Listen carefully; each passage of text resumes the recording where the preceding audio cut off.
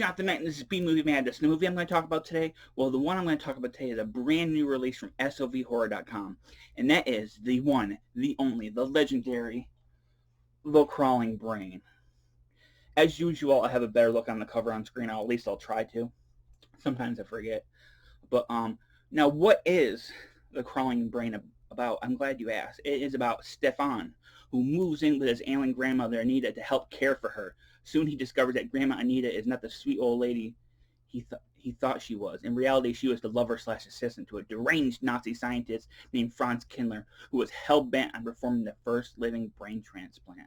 For Anita, the experiment must continue. Stefan and his brother are the only ones who can help find a home for Franz's brain, which Anita has kept alive in her basement.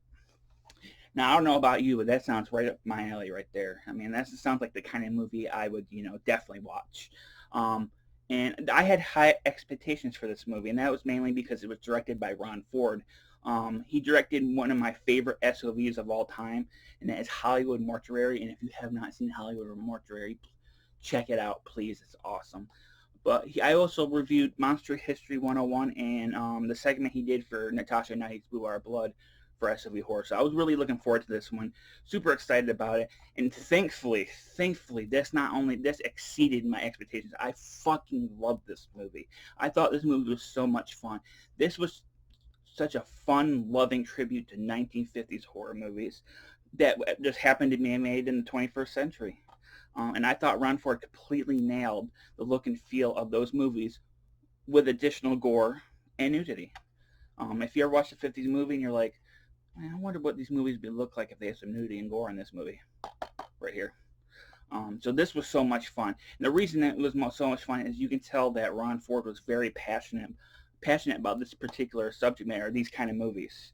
And you could tell in every single scene in this movie that he was really into making this movie. And that really does help make the movie more enjoyable when the director himself is very passionate about it and is not just making it for money. And you can tell this movie was made with only a little bit of money, but with a lot of heart. And what was really great about it is the actors in the movie were actually pretty good. Randall Malone, who was in Hollywood Mortuary, and he was in a lot of Ron Ford's movies. He plays the lead, Stefan, and he's a lot of fun, especially when his mind and body are taken over by the Nazi scientist. That's when he goes over the top, but he doesn't go too over the top. It's a perfect amount of over the top, and he's so much fun to watch. His brother, who is played by Mark Shady, he is basically the innocent person in this room. He helps with the murders, but he's not into it, and he doesn't want to do it. He does a really good job as well. Him and Randall Malone really play well off each other. The grandmother, played by Ms. Anita Page, I wasn't familiar with her, but she had this presence in the movie that I had to look her up on IMDb to see who she was, and I was surprised to see that she was a big movie star in the 20s and 30s. Then she retired for 60 years, and then before she passed away in 2008, she was in a few more movies, including this and I think Witchcraft 11, which Ron Ford also directed. But she, he says on the commentary track she had trouble memorizing stuff, and the reason they call the character Anita in the movie is, it helped with her, and being in the movie.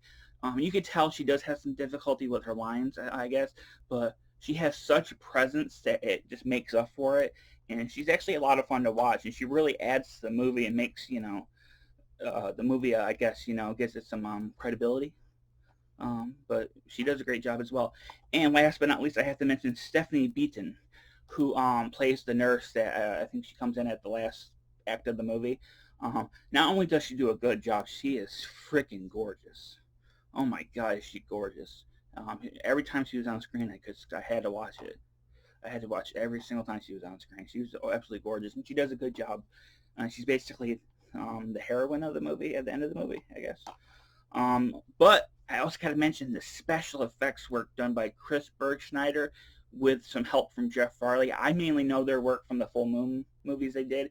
I think they started doing Full Moon stuff like post-Paramount stuff, like Reggio Puppet Master and some of the stuff. I think he worked on the movie up until Ooga Booga. But they did a fantastic job as well. Actually, the Crawling Brain itself, looks like it was ripped out of the 50s movie A Fiend Without a Face and placed into this movie. It looks incredible. It just looks so damn good. And the gore effects, because there's actually quite a bit of gore in this movie. Probably my favorite is when this poor guy gets his arm cut off. That was really well done, very gory, but the effects work by Bert Schneider and Farley was incredibly well done for the little amount of money that the budget had. They did a really good job. But yeah, the crawling brain itself, it looked authentic to the 50s and time period. So I gotta give them a lot of props. Last but not least is the music score by Ronald Stein. Ronald Stein is a composer who worked on a lot of Roger Corman movies. All the music in this movie was licensed from the movies he did, like Dementia 13, Attack of the Crab Monster, Attack of the 50-Foot Woman, Spider Baby, and a lot more. And that really helped with having actual 50s music in the movie really helped with the look and feel of the movie. It really did feel like a 50s movie because I actually had music from the 50s in it. But it was a great idea of licensing that music. It really did help with the, make it more even authentic. But overall, do I recommend The Crawling Brain? I think by now you know I do. If you're a SOV fan and a Ron Ford fan, you probably already got a copy of this. You probably purchased it as soon as it was available. But if you don't have it already, and if you're a fan of 1950s horror, this movie absolutely is for you. So I would put it on your buy list because it's such a loving tribute to all those awesome 50s horror movies, all the Roger Corman stuff, The Fiend Without a Face, all those. But with the gore and nudity that you would see in a 21st century movie. So yes, absolutely, highly, highly, highly recommend this. What are the special features? I'm glad you asked. There's audio commentary with director Ron Ford. This is a very informative track. He goes into detail about who financed the movie, the locations they filmed at, how the special effects were done, how they got needed paid in the movie. That's a particularly interesting story, and a lot more. It's a really detailed track. He goes into ins and outs of how the movie was made and released. So, yeah. Definitely listen to that if you're a commentary fan. If you're not, I can understand, but it's a really good track. There's alternate scenes. There's an alternate opening.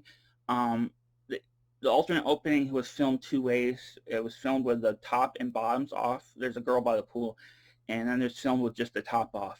In the final movie, it's both the top and bottom. So this is the alternate version with just the top.